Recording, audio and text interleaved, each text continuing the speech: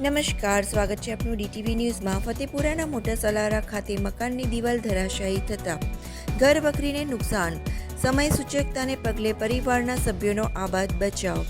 મેઘરાજાની ધમાકેદાર એન્ટ્રીથી સમગ્ર દાહોદ જિલ્લામાં પાણી જોવા મળી રહ્યું હતું।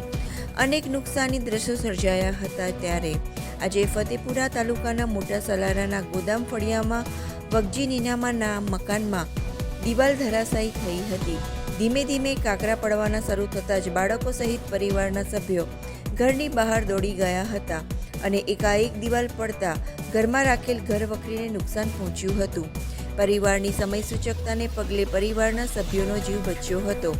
બનાવને પગલે આસપાસમાંથી લોકો દોડી આવ્યા હતા।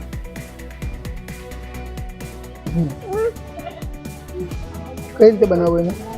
અમે સાંજે 7 વાગે ખાઈ પીને પથારી કરી હતી।